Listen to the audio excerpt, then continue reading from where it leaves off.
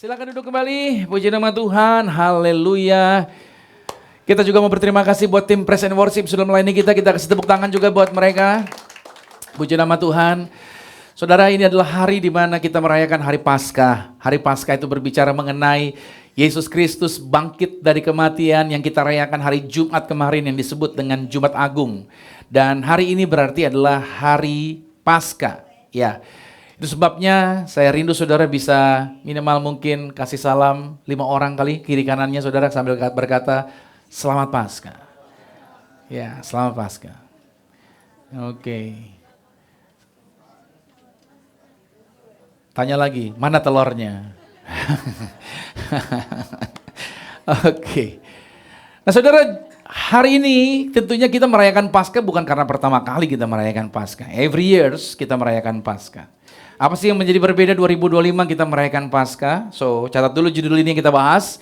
Ya, kita bisa berbahas tentang Yesus hidup, maka ada jaminan akan masa depan.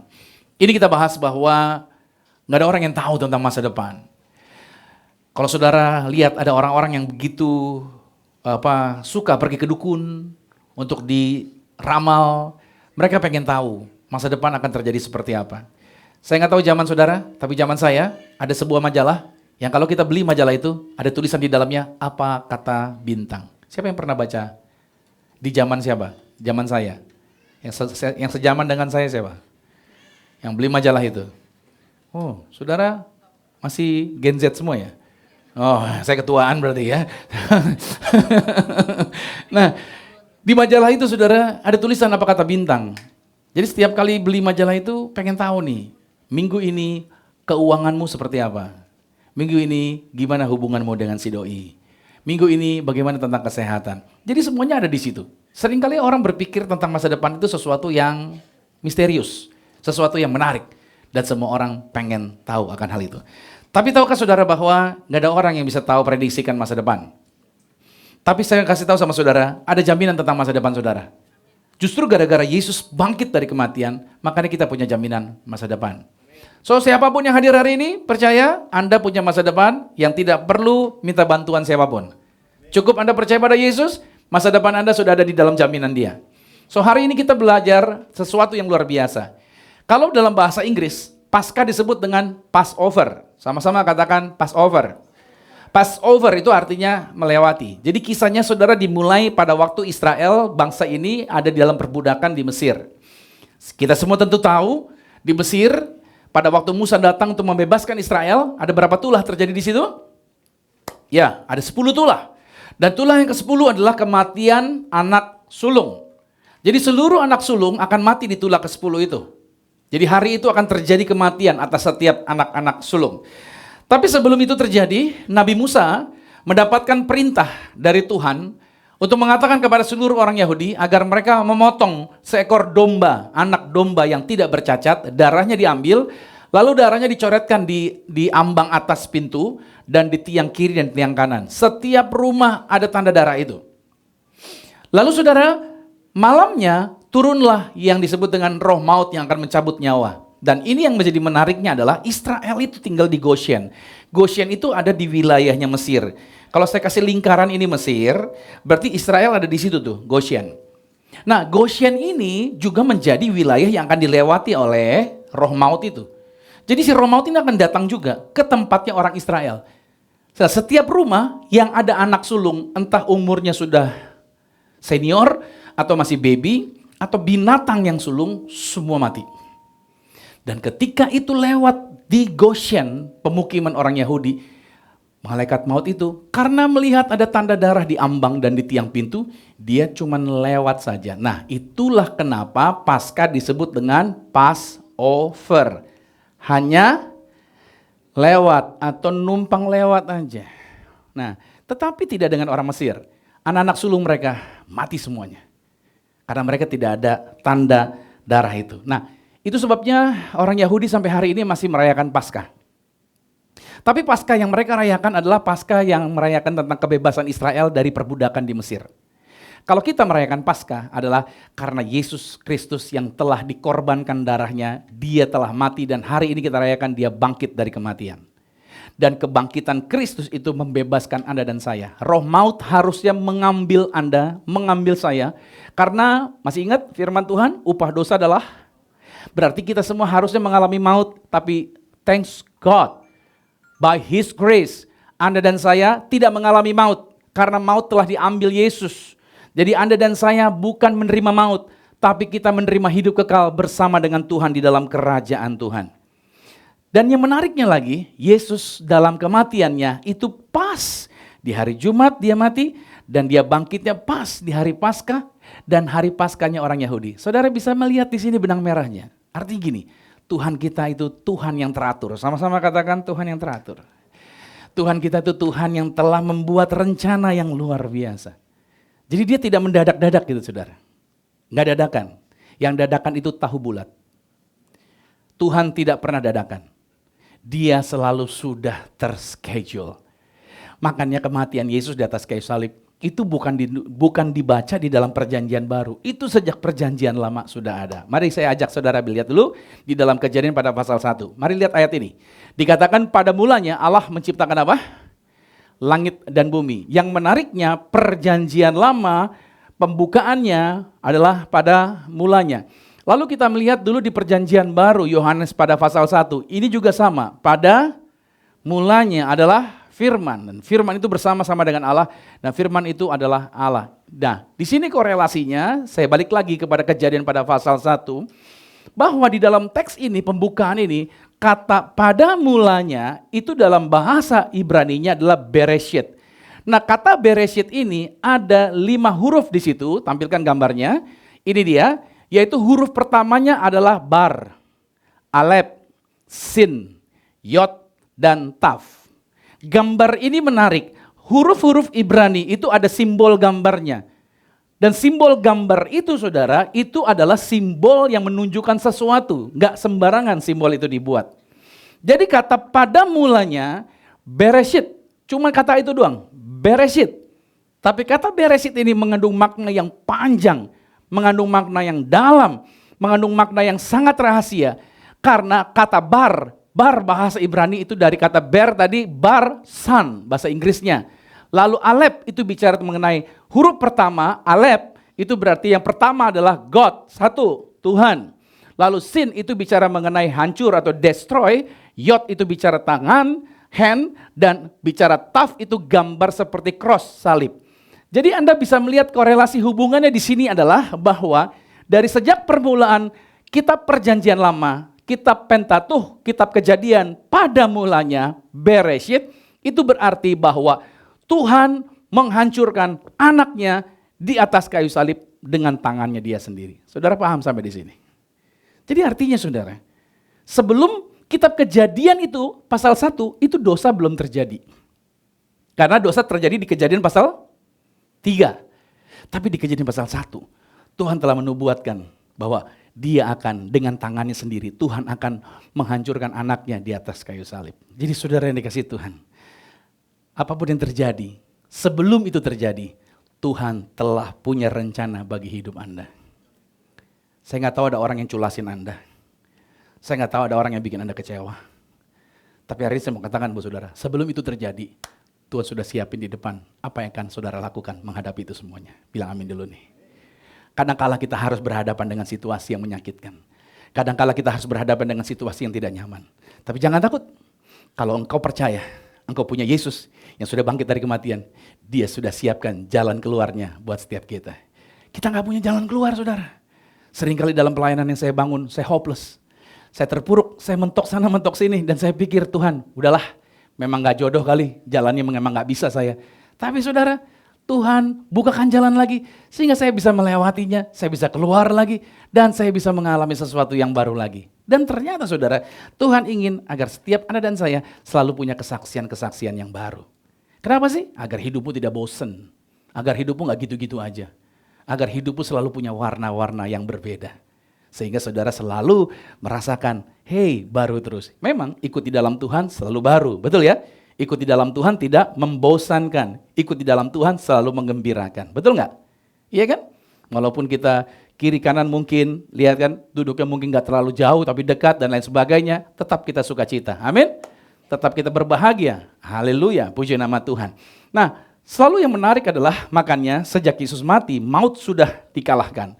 Wahyu 1 pada ayat yang ke-8 dikatakan, dan yang hidup aku telah mati, namun lihatlah aku hidup sampai selama-lamanya. Dan kata Yesus, aku memegang apa? Kunci, segala kunci maut dan kerajaan maut. Jadi kalau ada orang ancam saudara, saya mau bikin bangkrut kamu, saya mau bikin nyawamu pendek dan lain sebagainya, saya mau kirim ini, kirim itu, wah menakut-nakuti Anda. Saudara harus ingat ayat ini, bahwa ayat ini berkata, yang pegang kunci maut bukan elu keles, gitu. Yang pegang kuncinya siapa? Tuhan Yesus, ya kan? Tenang, kita punya orang dalam, amin, puji Tuhan. Jadi saudara jangan takut, yang pegang kuncinya bukan mereka. Yang pegang kuncinya adalah Yesus. Nah, sekarang kita masuk saudara, makanya ingat kalau kita ngomong selamat Paskah, bahasa Inggrisnya berarti Happy Passover, bukan Happy Easter. Bedalah Happy Easter, nggak sama saudara, itu nggak ada artinya di Alkitab. Yang ada adalah Happy Passover. Oke, pesan hari ini, pesan Paskah kita, Matius 26. Kita akan bahas dari ayat-ayat ini. Pada ayat yang pertama sampai 10 dikatakan, setelah hari Sabat lewat menjelang menyingsingnya fajar pada hari pertama minggu itu, pergilah Maria Magdalena dan Maria yang lain menengok kubur itu. Maka terjadilah gempa bumi yang hebat, sebab seorang malaikat Tuhan turun dari langit dan datang ke batu itu dan menggulingkannya, lalu duduk di atasnya. Mungkin kita kalau ngalamin gempa bumi kita berpikir, oh ada malaikat turun nih, gitu ya. Karena ayatnya bilang, kalau malaikat turun ada gempa bumi. Jadi kalau saudara gempa bumi jangan takut. Artinya apa? Ada malaikat lagi turun. Amin. Jadi kalau saudara gempa bumi, wah gempa nih gempa, tenang-tenang, itu pager gua doang, katanya gitu saudara ya. Yang ketiga, wajahnya bagaikan kilat dan pakaiannya putih bagaikan salju. Dan penjaga-penjaga itu gentar ketakutan dan menjadi seperti orang-orang mati. Akan tetapi malaikat itu berkata kepada perempuan-perempuan itu, janganlah kamu takut, sebab aku tahu kamu mencari Yesus yang disalibkan itu, ia tidak ada di sini, sebab dia telah bangkit sama seperti apa? Yang telah, ini dia. Yesus kalau melakukan sesuatu, persis seperti yang sudah dia katakan. Jadi kalau mungkin saudara menghadapi masalah, Pastor, kenapa saya menghadapi masalah ini, masalah itu? Saya sudah berdoa padahal. Saya cuma jawab sama saudara, Yesus itu menjawab doa Anda berdasarkan apa yang sudah dia katakan. Jadi jangan tanya saya, tapi tanya Alkitab Anda bacanya yang mana? Karena Alkitab itulah yang akan menjawab apa yang menjadi doa Anda. Dan segera pergi dan katakanlah kepada murid-muridnya bahwa ia telah bangkit dari antara orang mati, dia mendahului kamu ke Galilea, di sana kamu akan melihat dia, sesungguhnya aku telah mengatakannya kepadamu. Mereka segera pergi dari kubur itu dengan takut dan dengan penuh sukacita yang besar dan berlari cepat-cepat untuk memberitahukannya kepada murid-murid Yesus. Tiba-tiba Yesus berjumpa dengan mereka dan berkata, salam bagimu. Mereka mendekatinya dan memeluk kakinya serta menyembahnya. Maka kata Yesus kepada mereka, jangan takut. Pergilah dan katakanlah kepada saudara-saudaraku supaya mereka pergi ke Galilea dan di sanalah mereka akan melihat aku. Saya menarik ayat yang ke-10 dikatakan saudaraku, dia tidak berkata, katakan kepada murid-muridku, tapi kepada saudara-saudaraku. Makanya dia dikatakan yang sulung, kita adalah brothernya Yesus. Dalam arti, darah kita sama dengan darah Yesus. Kita bukan orang yang jauh, tapi kita orang yang satu di dalam Kristus. Makanya disebut kita adalah saudaranya. Dia yang sulung di antara kita. Itu sebabnya yang sulung itu yang akan menerima, artinya yang sulung itu yang harus dikorbankan. Tapi bukan kita. Dan dia mengambil bagian itu. Nah, saudara mungkin kalau kita bicara mengenai kuburan itu biasanya di dalam tanah. Tapi kalau di zaman ini saudara, orang Yahudi itu kalau dikubur itu di dalam sebuah goa saudara. Jadi di dalam goa mayatnya dikafanin, terus dimasukin ke dalam, terus lubangnya itu saudara biasanya ya udah begitu aja. Tapi yang anehnya pada waktu Yesus dikubur, lubangnya itu ditutupi sebuah batu besar. Oke ya, batu besar. Udah ada batu besar disegel materai kerajaan Romawi. Udah begitu ditaruh lagi tentara untuk menjaga di situ. Ada 3 mungkin tentara jaga di situ. Jadi saudara, lihat ya, ini yang berbeda sekali. Apa yang saya mau katakan? Pada waktu Yesus mati, tirai bait Allah robek dari atas sampai ke bawah. Itu memberi petunjuk. Jumat kemarin saya katakan, itu bukan tangan orang. Bukan manusia yang bisa merobek itu. Kalau manusia merobek, dia robek dari bawah ke atas. Nah hebatnya Alkitab, kalau menulis itu detail ya. Dia tulis dari atas ke bawah. Maksudnya apa? Itu tangan Tuhan yang robek. Sehingga tidak ada batas lagi antara ruangan Maha Kudus tempatnya Tuhan dengan kita yang ada di luar. Sekarang kita tidak jauh lagi. Sekarang kita bisa datang sama Tuhan. Karena yang buka jalannya Tuhan sendiri. Oke, tangan Tuhan. Nah, ketika Yesus bangkit dari kematian, siapa yang bisa gulingin batunya? Nah, bukan manusia manapun, tapi tangan Tuhan. Karena di situ ada segel. Kalau sampai ada orang coba dorong batu itu, maka segelnya rusak, berarti orang itu kena undang-undang, kena hukuman. Jadi gak ada orang yang berani dekat ke situ. Jadi tangan siapa? Tangan Tuhan sendiri. Nah, di sini saya katakan sama saudara, Tuhan kita adalah Tuhan yang bisa membela dirinya sendiri. Kalau Anda sebagai orang Kristen, Anda dihina oleh orang lain yang tidak Kristen, Alkitab Anda mungkin dilempar atau diinjak-injak, atau kita dihina-hina dengan kata-kata apapun, bahkan Kristen dihina-hina dengan segala macam kata-kata yang tidak baik, mungkin dibilang babi lah segala macam, padahal babi enak, ya kan? Kita dihina, saudara nggak usah marah. Halo, kita ini tidak dipanggil untuk mengkristenkan orang lain, saudara, tapi kita ini dipanggil untuk bersaksi tentang Yesus. Masalah orang itu percaya atau tidak percaya bukan urusan kita. Karena kitab Yohanes berkata, gak ada orang yang bisa percaya sama Yesus kalau tidak dikaruniai oleh Tuhan. Mau saya canggih ngomongnya sama orang yang belum percaya Yesus, kalau belum waktunya, belum karunia Tuhan untuk orang itu, ya orang itu gak bakalan percaya Tuhan Yesus juga. Paham sampai di sini? Tetapi saya percaya, setiap benih yang keluar dari mulutnya Tuhan tidak pernah kembali dengan sia-sia. Jadi artinya, saya tetap bersaksi. Hari ini dia gak percaya, tapi benih itu sudah datang ke dia. Dan pada waktunya benihnya akan bersemai dan dia akan bertobat percaya Tuhan Yesus. Jadi kekristenan gak perlu ngotot. Kalau dihina atau Tuhannya dihina, kita tetap bersyukur. Kenapa? Karena kita punya Tuhan yang hidup, kita punya Tuhan yang luar biasa. Makanya kebangkitan Yesus yang kita rayakan hari ini bukan hanya memberikan janji keselamatan, tetapi membuat keselamatan itu menjadi kepastian. Makanya kalau ditanya, orang Kristen kalau mati masuk surga? Jawabannya apa? Ya kata pendeta gue sih. Jawabnya gitu? Oh no, orang Kristen kalau ditanya, emang orang Kristen kalau mati masuk surga? Pasti dong, amin. Pastilah, hidup saya di bumi aja digaransi sama dia. Ya kan? Di bumi aja digaransi, ya pasti ke surga. Jangan jadi Kristen yang begini, gak apa-apa saya susah di bumi, yang penting saya masuk surga. Itu bodoh. Miskin di bumi, yang penting saya ke surga. Enggak lah, anak-anak Tuhan itu dikasih, diinstal kemampuan hebat di dalam dirinya untuk dia bisa berkembang secara luar biasa. Percaya nggak? Di dalam diri saudara ada kemampuan yang luar biasa. Jangan jadi Kristen yang once-blonce ya, yang bilang udahlah saya miskin aja, tapi yang penting mati masuk surga. Itu bodoh saudara. Makanya saudara sering-sering ke kuburan. Karena di kuburan adalah tempat orang-orang berpotensi dikuburkan. Maksudnya potensinya belum dikeluarin semua udah keburu mati. Jadi saya kasih tahu buat saudara, jangan buru-buru mati. Jangan buru-buru mati. Jadi kalau ada susah bilang Tuhan cabut aja nyawa saya. Jangan. Kenapa? Karena masih banyak potensi hebat di dalam diri saudara. Gali dulu, pakai dulu, sampai habis. Udah gak ada lagi, baru Tuhan saatnya pulang. Maksudnya, biarlah hidupmu membawa dampak buat orang-orang sekitar saudara. Itu dulu. Jangan buru-buru cabut dari dunia ini, ya kan? Nah, di dalam Hebrew pada pasal 7 ayat 25 dalam terjemahan GNT dikatakan, and so he is able, now and always, to save those who come to God through him, because he live forever to plead with God for them. Dalam terjemahan Ibrani 7 ayat 25 dikatakan dia mampu sekarang, always, selama-lamanya untuk menyelamatkan mereka yang datang kepada Tuhan melalui Yesus. Karena Yesus hidup selamanya, ingat kata-kata ini, Yesus hidup selamanya. Untuk apa? Memohon kepada Tuhan untuk mereka. Anda dan saya punya pendoa syafaat yang mendoakan Anda dan saya. Kita kadang-kadang mau tidur lupa doa, betul ya? Mau makan lupa doa, mau pergi lupa doa. Sometimes kita lupa. Tapi saudara dan saya, kita punya Yesus yang selalu bersyafaat buat saudara. Dalam apapun yang Anda kerjakan, Anda punya jaminan yang disediakan oleh Tuhan. Nah, ini berarti Yesus dapat menyelamatkan secara menyeluruh. Makanya kita merayakan Paskah, kebangkitan. Makanya orang Kristen dibilang, ya Tuhannya mati. Betul, Tuhan saya mati. Tapi Tuhan saya bangkit pada hari yang ketiga. Benar nggak 3 hari? Coba hitung. Yesus mati hari apa?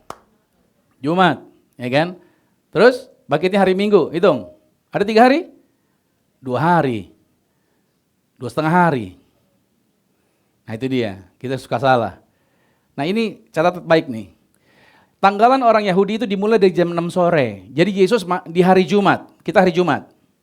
Berarti Yesus hitungan orang Yahudi itu dari jam 6 sore hari Kamis sampai jam 6 sore hari Jumat udah hari pertama. Yesus mati di jam berapa? Jam 3 sore. Oke, berarti di hari pertama dia mati itu dia. Lalu jam 6 masuk.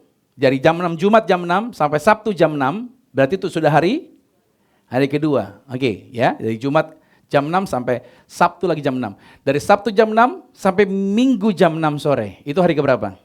Hari ketiga. Yesus bangkit di hari yang ketiga, di hari Minggu itu, di jam berapa? Pagi-pagi, karena Alkitab berkata pagi-pagi benar. Berarti pagi-pagi. Nah, berarti hitungannya dia bangkit di hari yang ketiga. Oke, dia bangkit di hari yang ketiga. Berarti Alkitab kita luar biasa. Itu sebabnya kenapa kita berbangga Tuhan kita bangkit dari kematian. Ya, seandainya Yesus tidak bangkit, maka gereja nggak punya pesan untuk dunia yang terhilang ini. Seandainya Yesus tidak bangkit, berarti Kristen nggak punya apapun untuk dapat dipercaya. Seandainya Yesus tidak bangkit, berarti para rasul dan semua pengkhotbah menjadi pendusta. Anda boleh foto ini saudara. Seandainya Yesus tidak bangkit, iman kita adalah iman yang kosong. Seandainya Yesus tidak bangkit, berarti sampai hari ini status kita masih orang berdosa. Seandainya Yesus tidak bangkit, setiap orang Kristen yang meninggal pasti masuk neraka.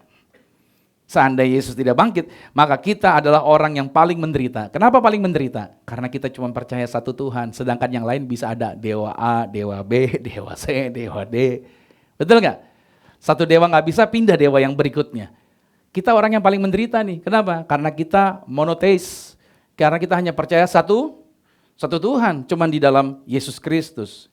Nah itu sebabnya kubur itu telah kosong. Makanya ini memberikan petunjuk. Semua orang besar, kecil, terkenal atau biasa, kaya atau miskin, trendsetter atau follower yang banyak, semuanya mati dan gak pernah bangkit. Tapi Yesus Kristus satu-satunya pribadi yang mati dan bangkit dari kematian. Amin. Kalau bagi orang dunia kematian adalah ketakutan dan menakutkan, tetapi bagi orang yang percaya pada Yesus kematian adalah keuntungan. Kenapa? Karena kematian adalah cuma pindah tempat aja saudara. Jadi buat Anda dan saya, setiap kita yang percaya pada Yesus, kapanpun kita mati, no problem. Kenapa? Karena kita sudah punya jaminan tempat yang luar biasa. Tapi saya ingatin lagi, jangan buru-buru mati. Amin. Sebelum utang lunas. Amin. Puji Tuhan ya. Haleluya. Haleluya. Puji nama Tuhan. Nah, artinya harga dosa itu seharusnya dibayarkan oleh masing-masing kita. Tapi itu sudah diambil alih oleh Yesus. Dia disalibkan.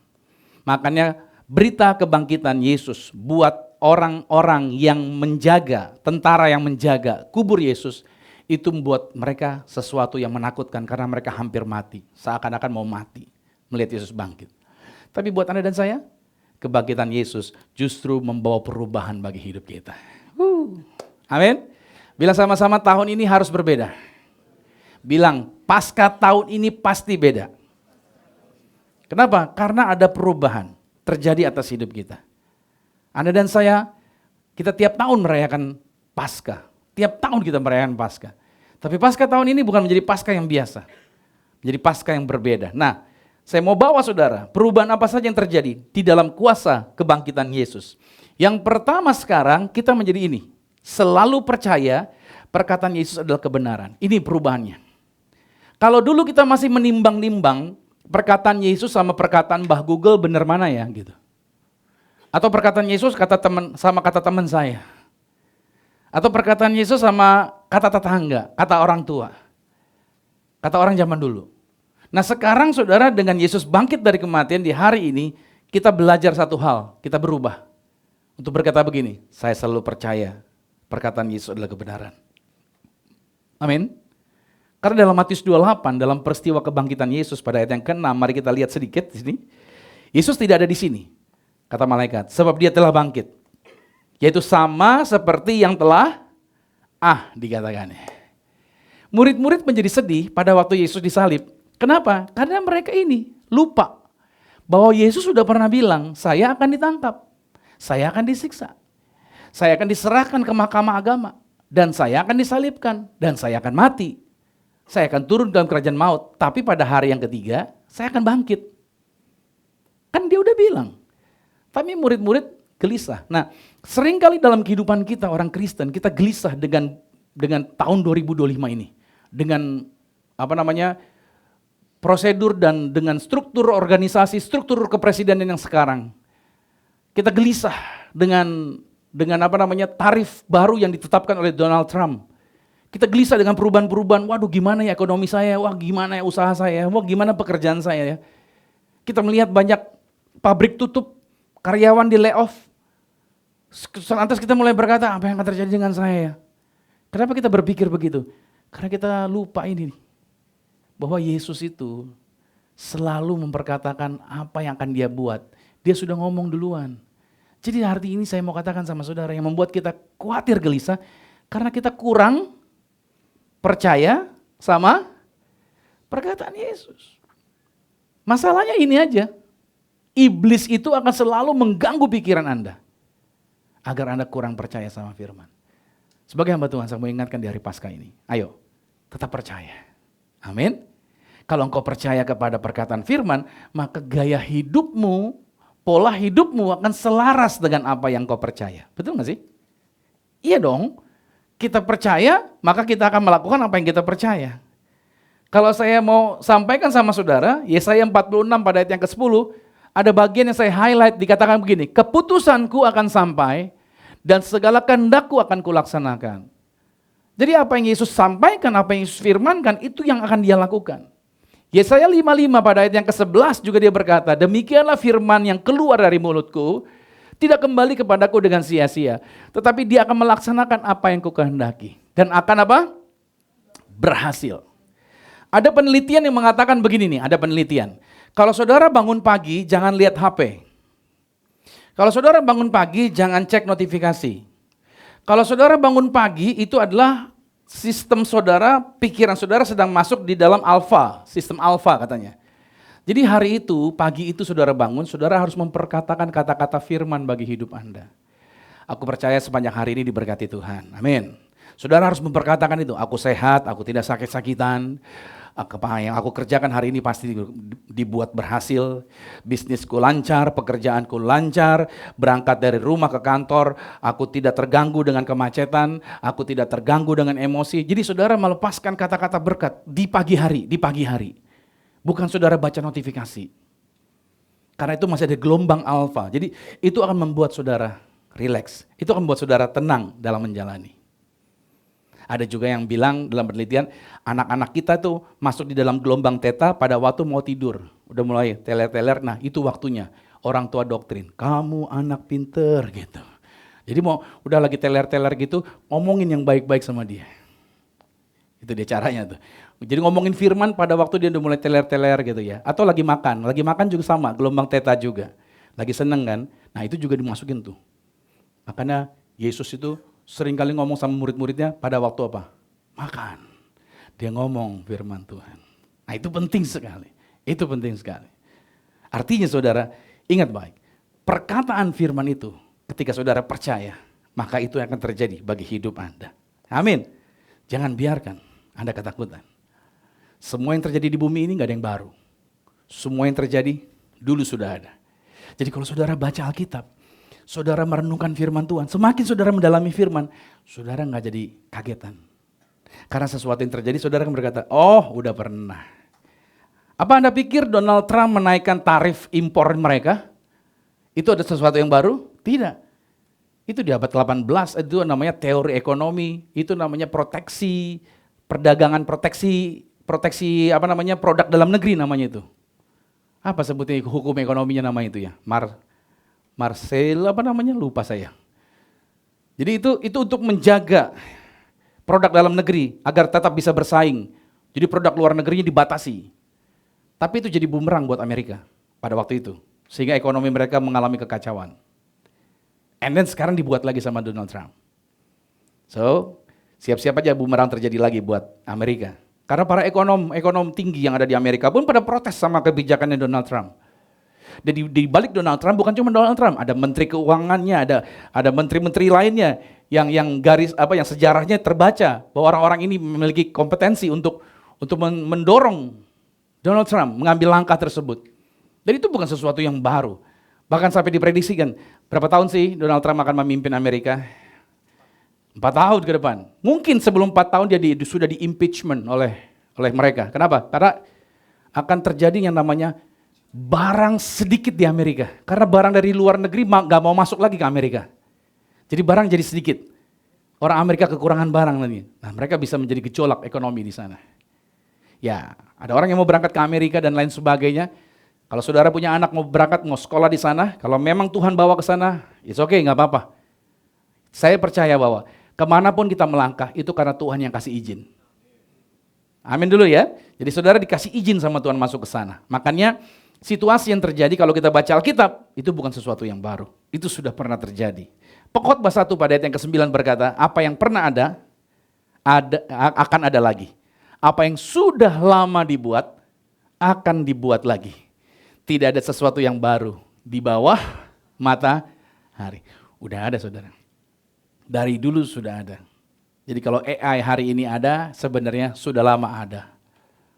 Alkitab sudah menuliskan semuanya. Jadi hebat semakin saudara baca Alkitab. Ini perubahan yang pertama. Perubahan yang kedua adalah Anda jadi selalu dalam sukacita. Murid-murid Yesus pada waktu Yesus ditangkap, mereka cemas. Mereka ketakutan. Tapi begitu Yesus bangkit, mari kita lihat Matius 28 ayat 8. Mereka segera pergi dari kubur itu dengan takut dan dengan apa? Nah ini dia, sukacita yang besar. Jadi saudara sejak peristiwa penyaliban, semuanya takut. Kalau saudara menjadi murid saya, saudara terkenal dan dikenal orang, adalah muridnya Pendeta Romi Matulesi. Suatu hari saya ditangkap dan saya disalib. Saya dianggap penjahat. Kira-kira bisa kena imbasnya nggak saudara? Anda sebagai murid saya, pasti orang bilang, oh kayak juga kenal tuh. Ya kan? Oh iya itu yang sering bareng tuh, siapa? Itu tuh, yang sipit-sipit matanya. Oh Kochen, katanya gitu. Nah, itu. Kayaknya gue kenal. Itu pasti akan diincar. Itu yang terjadi. Murid-muridnya ketakutan, mereka bersembunyi semuanya. Tapi begitu Yesus bangkit, apa yang terjadi? Mereka semuanya berubah jadi kagum dan sukacita. Nah saudara, kebangkitan Yesus, ini membuat Anda selalu bisa bersukacita. Buat orang dunia, sukacita itu keadaan. Kalau lagi ekonomi, baik-baik saja. Keadaan kesehatan, baik-baik saja. Itu menurut orang dunia. Tapi buat kita yang percaya pada Yesus, sukacita itu bukan keadaan. Tapi sukacita itu keputusan. Yang keras katakan, sukacita bukan keadaan. Tetapi keputusan saya. Jadi saudara dan saya, kita semua sekarang tetap bisa bersukacita dengan Yesus bangkit dari kematian. Hey, ada jaminan, saya dan saudara setiap hari bisa sukacita. Walaupun Indonesia tidak sedang baik-baik saja. Walaupun ekonomi mungkin morat-marit dan lain sebagainya. Tapi saya percaya, Anda dan saya, kita menjadi orang-orang yang berbahagia senantiasa. Kenapa? Karena Yesus bangkit memberikan kekuatan untuk kita bisa bersukacita. Yang ketiga perubahannya adalah apa? Kita selalu mau bersaksi, sama-sama katakan mau bersaksi. Iya, ini dia. Tuhan memanggil kita bukan untuk mengkristenkan orang, saudara. Seringkali orang Kristen suka ngoyo. Pembantu gue mau kok Kristen ini. Caranya gimana? Gue kasih makan babi. Babi gak bikin Kristen. Halo? Jangan saudara pikir kasih makan babi jadi Kristen. Tidak. Seringkali orang Kristen salah tafsir nih. Ya kan gak ada itu. Bahkan babi itu sendiri tempat setan masuk. Masih ingat gak Yesus ngusir orang gila? Setannya masuk ke mana? Ke babi. Tapi kita orang Kristen makan apa? Makan babi. Makanya orang Kristen sering, lu yang jawab sendiri ya. Enggak bercanda. Maksudnya kita makan babi, setan aja kita makan gitu kan. Makanya kita kenapa menang sama setan. Itu sebabnya kita nggak dipanggil untuk mengkristenkan. Tidak, tapi kita dipanggil untuk bersaksi. Ayo dong, di gereja semua kayak malaikat nih. Tapi coba di kantor, coba di tempat usahanya. Jadi kesaksian gak hidupnya? Halo, di sini haleluya. Di pabrik, halelupa. Ya kan? Sama karyawan, bisa menunjukkan citra Kristus nggak? Nah ini, susah jadi orang Kristen begitu saudara. Di gereja kita sama malaikat beda-beda tipis. Tapi di luar, waduh. Di sini kita angkat tangan gemetar. Tapi di luar pas kita bawa mobil, orang gemetar lihat kita bawa mobil.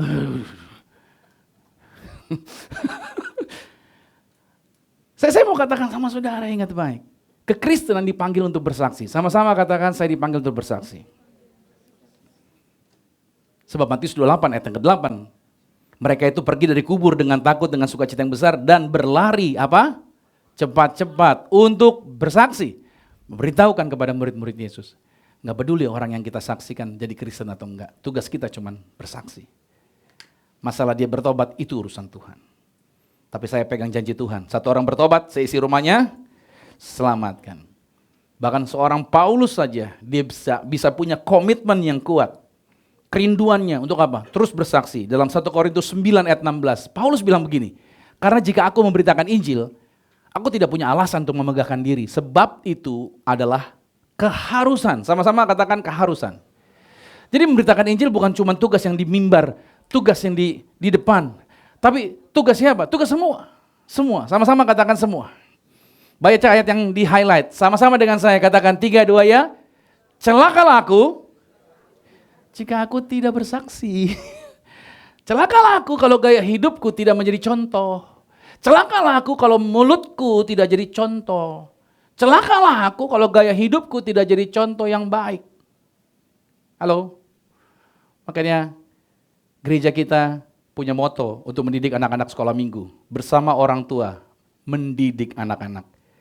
Jangan serahkan pendidikan rohani anak-anak saudara cuman kepada kakak-kakak sekolah minggu. Ya, sejak bulan April istri saya intens di sana untuk membereskan segala sesuatunya. Jadi saudara nanti tanya deh anak-anak yang sekolah minggu. Sudah ada perubahan apa? Mereka berubah, dapat pelajaran yang berbeda.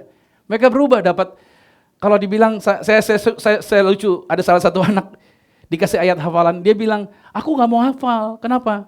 Aku di sekolah sudah banyak hafalan. Jadi kalau aku hafal lagi, aku capek, kata gitu.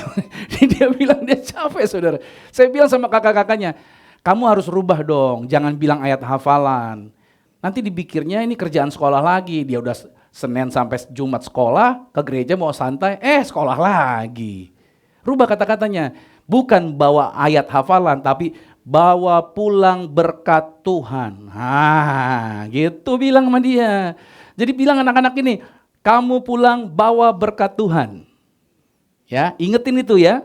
Nanti di rumah ingetin itu berkat Tuhan. Nah setelah inget datang lagi minggu depan. Ngapain? Bagi berkat Tuhan. Nah itu dia. Jadi di gereja dia ngocehin lagi ayat yang tadi dia baca di rumah, yang sudah diingat di rumah. Sehingga itu adalah, oh iya ya, gua sedang bagi berkat Tuhan. Jangan jadi PR terus. Ya kan? Karena kita sibuk yang ngomong PR. Jadi anak-anak jadi malas gitu kan. Nah, saya himbau Bapak Ibu, kalau Anda ada anak-anak, bawa dia ke gereja. Ada pendidikan buat anak-anak kita, siapkan buat mereka. Setelah itu, ketika mereka pulang, please, orang tua di rumah maintain lagi. Apa yang sudah didapat, orang tua maintain lagi. Agar anak-anak saudara di-prepare dari sejak dini. Saudara tahu pergaulan anak-anak sekarang. Kalau saudara sekolah di tempat yang minoritas, bayangin saudara pergaulannya. Iya kan? Belum lagi media sosial. Betapa rentannya anak-anak kita. Nah, kitalah yang harus berjuang untuk apa? Menjaga iman mereka, agar mereka tetap percaya kepada Yesus. Bahkan saya berikan strateginya, kalau anak saudara gak mau hafalin ayat, bilang, kenapa sih kita baca ayat? Kenapa saya ingin ayat? Karena papa mama dulu menghadapi masalahnya susah banget, gak bisa jalan keluar, sesuatu hal misalkan penyakit tertentu, tapi ayat yang pernah kami baca itu muncul ke permukaan dan kami mulai mengucapkan ayat itu dan penyakit kami bisa disembuhkan. Nanti kan anak akan mikir, oh itu manfaatnya rupanya menghafal ayat firman Tuhan. Jadi para parents di tempat ini, Anda harus relate atau relevan dengan anak saudara di zaman sekarang. Jangan bilang, pokoknya kamu hafalin ayat, papa gak mau tahu gitu. Aduh gawat begitu saudara. Pokoknya kamu harus jadi Kristen. Bukan Kristen, Kristen. Biar lebih tegas lagi ngomongnya gitu kan. Nah ini harus diingetin ya. Kita harus tegas dengan anak kita dalam artian apa? Kita harus relate, nyambung yang jelas untuk mereka semangat dalam membaca firman Tuhan. Yang terakhir, perubahan apa yang terjadi? Ini dia. Kalau pertama selalu percaya sekarang, perkataan Yesus. Oke? Yang kedua, selalu ada sukacita bukan karena keadaan, tapi karena keputusan. Yang ketiga, selalu mau apa? Bersaksi karena Yesus sudah bangkit. Dan yang keempat, selalu kita ingin worship Him. Matius 28 ayat 9, terakhir. Tiba-tiba Yesus berjumpa dengan mereka dan berkata, "Salam bagimu." Mereka mendekatinya dan memeluk kakinya serta worship Him. Orang yang sudah mengalami kuasa kebangkitan Yesus di dalam dirinya selalu punya kerinduan. Untuk apa? Bertemu dengan Yesus. Makanya saya selalu katakan sama tim musik, tim praise and worship, kalian harus punya hubungan pribadi dengan Tuhan. Kamu harus punya keintiman dengan Tuhan. Kamu harus worship dengan Tuhan. Worship Dia. Saya seorang worshiper. Saya ngajarin mereka, walaupun saya kasih contohnya, tapi kalau mereka tidak punya jam pribadi mereka dengan Tuhan secara intens, ya jemaat akan merasakan sendiri apinya seperti apa. Seringkali mungkin jemaat Tuhan berkata, ketika saya yang nyanyi kok berubah ya pastor. Saya cuma mau katakan keintiman kita yang dibutuhkan. Kita harus intim dengan Tuhan, amin. Kita harus menjadi penyembah-penyembah Tuhan. Kita sudah mengalami kuasa kebangkitan Kristus. Ayo worship Him. Menyembah Tuhan. Punya waktu dengan Tuhan. Ya kan, seringkali godaannya adalah apa? Kita tergoda dengan ini nih, dengan gadget kita nih. Kita cuma mau lihat 5 menit. Akhirnya apa? 2,5 jam. Surfing terus di situ. Yang pada akhirnya kalau kita baca Alkitab, 5 menit aja udah baca lagi, masuk alam roh. Wah itu saudara, bayangin saudara. Kita cepat, jadi saudara yang susah tidur saya sarankan baca Alkitab. Ya, Anda pasti cepat tidur ya, haleluya, puji Tuhan. Jadi saudara ingat baik, kita harus punya kerinduan untuk intim dengan Tuhan. Intim itu penting. Karena suatu hari nanti, di surga, kerjaan kita ngapain? Worship. Jadi kalau di bumi ini saudara jarang worship, saya takut saudara. Begitu sampai surga saudara bingung. Ini ngapain sih? Semua pada worship. Waduh, saudara jadi minder gitu. Minggir. Gara-gara saudara kepinggiran, jatuh ke neraka juga akhirnya masuk ke saudara. Jadi saya takut saudara. Akhirnya karena saudara gak terbiasa worship. Gak terbiasa menyembah. Basicnya adalah apa? Yesus sudah bangkit. Kebangkitan yang memberikan kemampuan buat saya untuk menyembah Tuhan. Amen. So, feed your spirit. Kasih makan spiritmu. Amen. Jangan biarkan spiritmu kering kerontang. Di luar kita bisa pasang skincare. Di luar body kita bisa bagusin. But inside us seringkali kering. Kenapa? Karena kita gak mau hidup di dalam penyembahan dengan Tuhan. Anda mungkin sibuk dengan bisnis. Anda mungkin sibuk dengan pekerjaan Anda. But semua orang sama saudara. Semua orang punya 24 jam satu hari, betul ya? So gunakan waktu itu dengan bijak. Ambil waktu itu setiap harinya untuk kita bisa datang sama Tuhan. Ketika engkau melakukan itu, engkau akan merasakan perbedaan yang luar biasa. Jiwamu akan segar, matamu akan bersinar, langkahmu bukan menjadi ketakutan, keyakinanmu akan masa depan menjadi keyakinan yang luar biasa. Bahkan keyakinanmu akan mempengaruhi orang di kiri kananmu. Amin. Keyakinanmu akan merubah sekitarmu. Keyakinanmu akan membawa dampak positif buat di sekitar Anda. Amin. Saya berdoa buat saudara di hari Paskah ini bukan menjadi hari yang biasa-biasa. Saya tutup dengan tulisan ini, bahwa kebangkitan Kristus bukan hanya momentum sejarah yang kita rayakan tiap tahunnya, tetapi kuasa yang mampu mengubahkan hidup kita dan mampu mengubahkan masa depan. Sama-sama katakan, masa depan saya luar biasa. Bilang bersama Yesus, masa depan saya luar biasa. Yuk bangkit berdiri. Mari kita datang pada